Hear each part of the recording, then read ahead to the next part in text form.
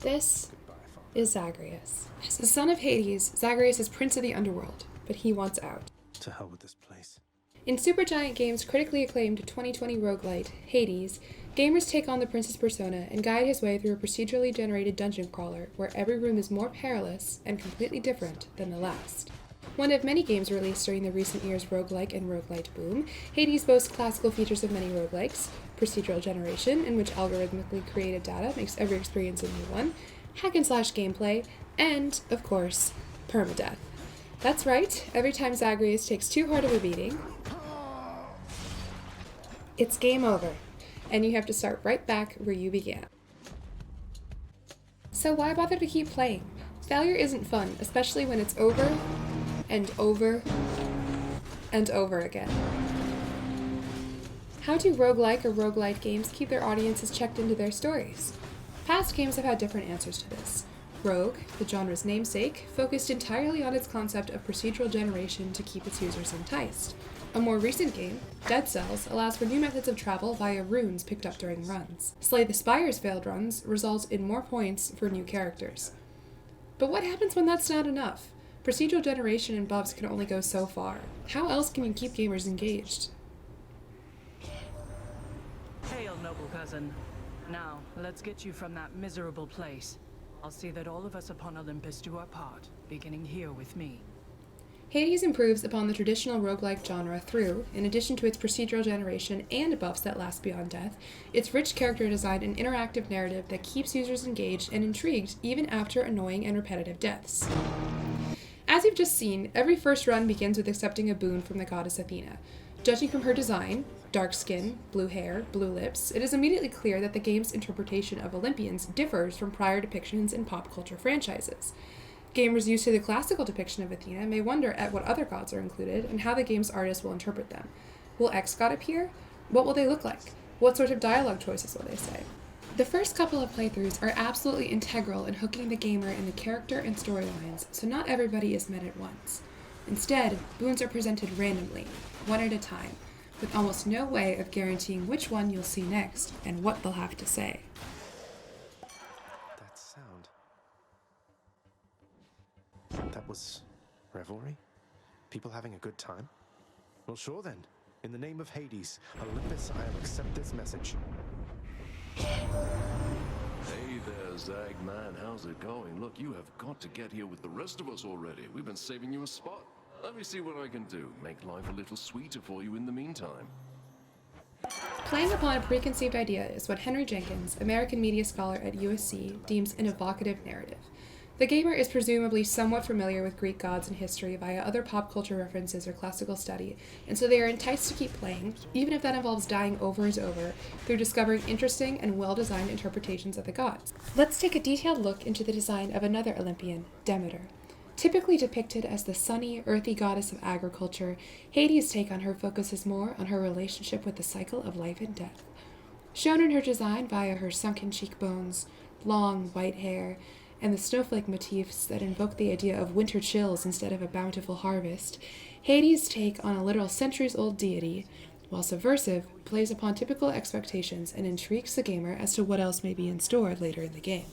Another example of a subversive design comes in the form of Sisyphus, a former king subjected to an eternity of punishment due to his attempt at cheating death. Normally depicted as a tragic character forced to an unending life of a futile goal, Hades' Sisyphus presents as a good-natured, large man happy to help out Zagreus, or as he calls him, Prince Zed, in the form of a random assortment of jewels, coin, and even health points. Falling back in line with the concept of procedural generation, a gamer never knows when they're going to run into him or what he's going to say. Just like every other character, repeated dialogue and gifts deepen Zagreus' relationship with him, culminating in scenes that include Sisyphus talking to his boulder, the very symbol of his eternal punishment. It's him, Baldy. Hey, sir. Look here, Baldy. Prince Zed himself has come to visit us. But there's more to character design than just hair and skin color, interesting as they may be. Because while the Olympians may seem at first like they're only presenting Zagreus with boons, as the game progresses, their dialogue grows more familiar and they each have a character arc of their own that users can follow. Hey, Zag, when you arrive, it's going to be a real scene, I'll tell you now. Even Athena here will cut loose for a bit, let down her hair, put on something more comfy, yeah? It's gonna be great. Perhaps Lord Dionysus here is the true god of strategy, as it appears he is uncannily aware of my next move, cousin. Although be that as it may, I shall attempt to remain focused on your situation, not his feast. By simply talking to them or presenting gifts in the form of nectar, more and more information as to their stories and relationships are unlocked. This builds upon the evocative narrative by integrating Hades' own embedded narrative, where the story requires the active participation and playthrough of the gamer to be revealed. However, Greek mythology isn't just about Olympians, and in the underworld, there's a whole other cast of characters to meet and explore, each with their own role in the narrative. Take Charon, for example, mythical fairy master of the river Styx. In Hades, he becomes a businessman, opening and operating a shop that randomly appears during attempts to sell boons, healing items, and other items that enhance Zagreus' odds at escaping. His character design is intriguing in that it gives next to nothing away about him, even upon their first meeting. Is he a human? A shade? What lurks beneath that hat? He doesn't even give any dialectical clues to work with. All he does is stand and stare, even if you are to give him some of the game's precious nectar. But, just like the Olympians, Charon's narrative can likewise be advanced by continuous interactions with him. He appears in every level of the underworld, randomly, and eventually more and more is learned about his character. For example, that Hermes considers him a professional associate. You're well familiar with my professional associate there with the boat. Souls of the recently departed gotta make it over to the underworld somehow. Part of my job. I bring them in, he takes them down. Another example of a character existing within the underworld is Hypnos, who, unlike Charon, remains in Zagreus' home base, the House of Hades. He's there to greet Zagreus after every run, usually with a comment about what killed him in some sort of sarcastic jibe. Right? Next time they're ripping you to shreds, remember, that's your signal to be someplace else instead. Thanks for the tip.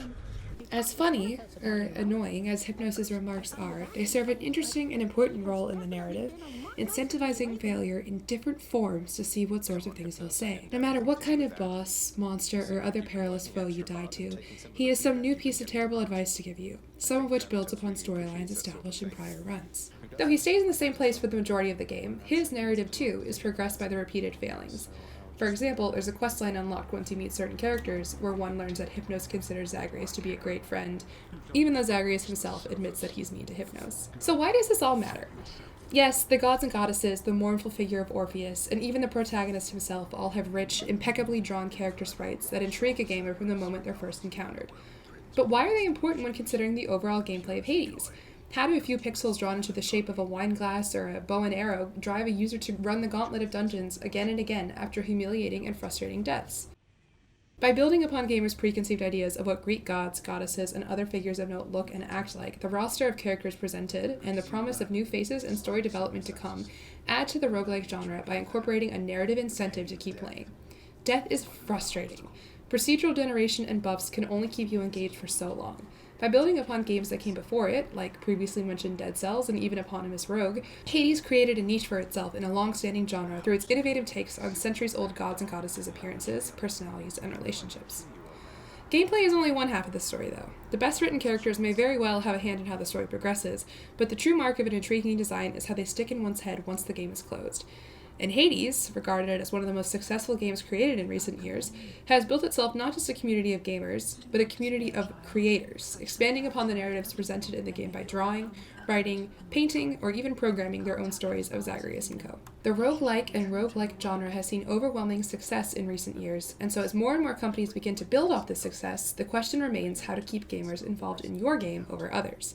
Hades' answer to this is accomplished through its character design that builds upon an evocative narrative, paving the way for future games to come. I certainly won't be complaining if there exists roguelike knockoffs with detailed art and richly crafted characters in the future. If that's what it takes to get me to forget the frustration of dying to the first boss over and over, I'll take it.